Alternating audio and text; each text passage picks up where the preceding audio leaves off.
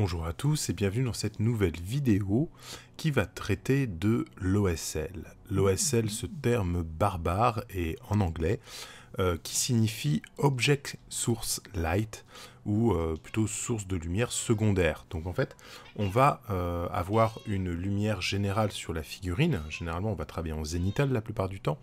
Et la lumière secondaire va être un objet qui émet de la lumière. J'ai choisi cette figurine exprès puisqu'elle avait une torche et je trouve que c'est un super bon exemple pour vous montrer la lumière secondaire. Donc là on va peindre du feu, ça va être très simple, jaune, orange, rouge, une petite pointe de noir, un jaune très très clair pour faire vraiment l'intensité lumineuse et un rouge assez sombre pour éteindre le bout des flammes et faire la transition. Donc ça va être très facile à faire. Et pour ce tutoriel, je vais utiliser le kit de peinture intense de AK. Voilà, c'est un kit de très très bonne qualité. J'aime beaucoup les peintures AK, les peintures 3e génération. Et là, on va avoir du coup une session très simple. Hein. Je vais avoir 5 pots de peinture. Non, 6 pots de peinture et un pot de medium glaze pour travailler. Vous allez voir, c'est très très simple. Donc les OSL, je les réfléchis en amont de la figurine. Quand je peins ma figurine, je réfléchis où je vais poser l'OSL, etc. Mais je le fais en tout dernier, une fois que toute la figurine est peinte, puisque je vais teinter différentes zones afin de donner cet effet de chaleur. Là, on va voir quelque chose qui est assez simple, puisque ça va être une torche. Une torche va éclairer, forcément. Elle ne va pas être focalisée. Elle ne va pas émettre un point de lumière intense dans une direction. Donc, ce tutoriel va bien se prêter pour tout ce qui va être torche, feu, etc. Surtout si vous gardez les mêmes couleurs, évidemment. Vous pouvez varier les couleurs pour avoir des choses un peu plus fantastiques, un peu magiques, etc. Mais si vous voulez quelque chose de plus directif, comme par exemple une lampe ou un phare, ce ne sera pas tout à fait la même technique. Donc on va voir comment ça fonctionne et vous verrez si ça vous convient, si le résultat vous plaît. Encore une fois, je donne les références des pots de peinture, mais vous pouvez prendre n'importe quelle teinte approchante. Hein. Il y a des équivalences dans toutes les gammes, dans toutes les marques. Là, je vais prendre quelque chose, ça va être du orange, du rouge, du jaune. C'est très simple à trouver dans n'importe quelle marque.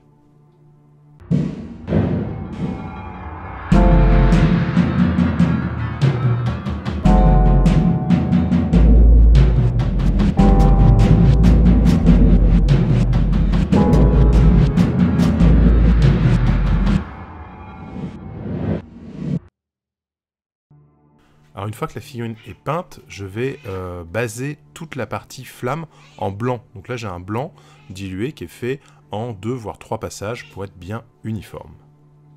Et je vais commencer avec le Deep Orange de AK que je vais passer sur la grande majorité de la flamme. Disons les 2/3 de la flamme sont basés en orange. Il me faut un rendu uniforme pour que ce soit propre, afin de commencer à travailler l'effet lumineux. Une fois que mon orange est posé et bien uniforme, je vais utiliser le Deep Yellow. Donc c'est du jaune que je vais passer sur la base de mon feu, donc qui va être sur la partie inférieure que je n'avais pas encore peinte, puisqu'on va avec ce jaune travailler la partie de lumière la plus intense du feu. La partie la plus intense du feu, ça va être à la base du feu, ça va être sur la partie où il y a le consommable, où il y a l'élément qui est en train de brûler pour dégager de la flamme, de la chaleur et de la lumière, et on va la traiter en jaune. Ensuite, je vais la diluer et je vais commencer à remonter vers mon orange pour travailler une petite transition entre mon jaune et mon orange. Ensuite, je viens avec le Deep Red, donc du rouge, et je vais faire le haut de la flamme. Donc on va travailler cette espèce de pointe, et aussi les éléments qui sont les plus en relief et les plus éloignés en fait du cœur du feu, pour travailler toujours ce dégradé du jaune jusqu'au rouge. Donc je vais reprendre les reliefs sculptés de la flamme. Encore une fois, on n'est pas dans de l'exactitude, mais on est dans de la représentation. En faisant ça, on comprendra parfaitement que vous avez représenté une flamme et que vous avez représenté sa lumière, même si ce n'est pas forcément très réaliste. Ensuite, je reviens avec le orange et on va travailler la transition entre ce rouge, ce orange et ce jaune. Donc là, je suis bien dilué et je vais faire des petits glacis pour fondre les différentes parties entre elles. La majeure partie de ma flamme va être orange pour avoir une flamme qui éclaire, un côté un petit peu comme dans les films, une flamme qui n'est pas forcément très intense. Parce que si elle était très intense, elle apporterait beaucoup de lumière. Mais une flamme qui va être orange, chaude et qui va allonger les ombres et donner une ambiance un peu particulière à la pièce. Ensuite, je viens ajouter du médium pour glacis. Donc là, c'est du Prince Auguste. Donc vous trouverez pareil médium glaze chez Valero. Et là, en fait, je vais commencer du coup à faire mes reflets de lumière sur la figurine. Donc là, je vais regarder autour de la flamme. En gros, on va imaginer une sphère qui s'étend autour de la flamme et qui va s'étendre depuis le cœur de la flamme, depuis la partie la plus intense, et qui va aller vers l'extérieur. Au centre, ça va être très jaune, et plus je vais vers l'extérieur, plus cela va être rouge. Donc là, je vais passer mon orange, qui va être la zone moyenne, qui va me permettre de délimiter un peu mes volumes. Alors, il ne faut pas aller dans les creux, et il ne faut pas aller dans les parties qui sont opposées à la flamme. Voilà, donc je fais ça, j'insiste bien sur sa capuche, qui est vraiment à côté de la flamme. J'insiste sur son bras, le dessus du bras, je ne touche pas du tout au-dessous, et son épaule. J'ai un masque là qui est en métal. Alors le métal, c'est super bien pour faire des reflets de flammes ou de lumière, quand vous avez une source secondaire comme ça. C'est très intéressant, le métal reflète très très bien, et plus votre métal est propre et shiny, plus il va refléter la lumière. Si vous voulez un métal très terne, il reflètera qu'un tout petit peu de lumière. Je vais ensuite faire la même chose avec mon jaune, donc un jaune avec du médium glacis, pour quelque chose de très dilué, et venir faire des filtres quasiment invisibles, mais qui vont me permettre de fondre les parties entre elles. Donc on va commencer par fondre un petit peu la transition entre le orange et le jaune sur ma flamme, et ensuite je vais me servir toujours de ce jaune très dilué, très translucide, pour venir faire l'éclairage le plus intense sur mon personnage. Donc ça va être sur une zone beaucoup plus réduite que le orange que j'ai déjà posé, et ça va permettre de donner comme ça une gradation de la lumière, de la torche vers l'extérieur.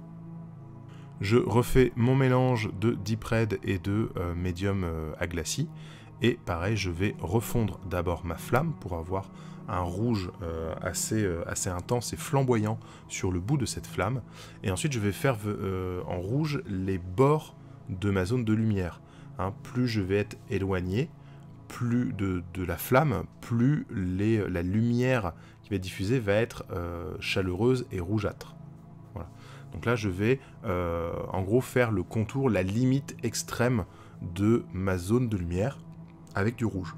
Enfin, je vais venir avec du Dorn Yellow, donc là qui est un jaune très très pâle, et toujours ce médium à glacis, et je vais renforcer l'intensité de la flamme sur la torche, et venir marquer quelques petits points de lumière sur ma figurine. Donc là, ce Dorn Yellow, c'est vraiment la partie la plus intense, la plus lumineuse de ma flamme, et c'est vraiment la base de ce qui est en train de brûler en fait sur cette flamme.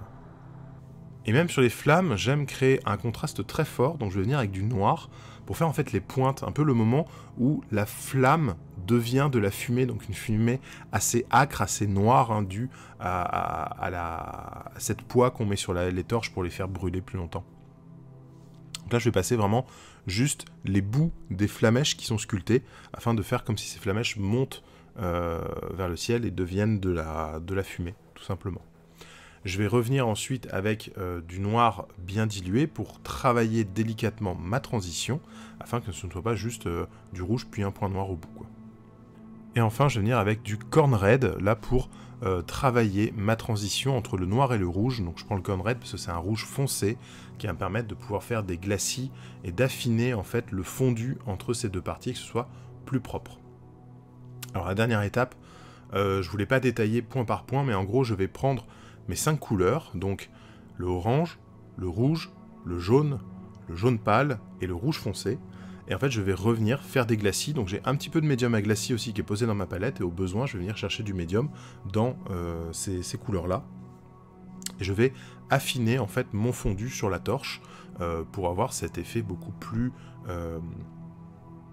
comment dire, régulier, beaucoup plus continu en fait de changement de couleur dans cette flamme.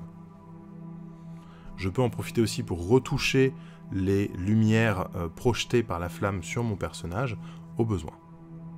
Et voilà le résultat de la figurine terminée. Donc là on a un bon effet de projection de chaleur et de lumière par rapport à cette torche.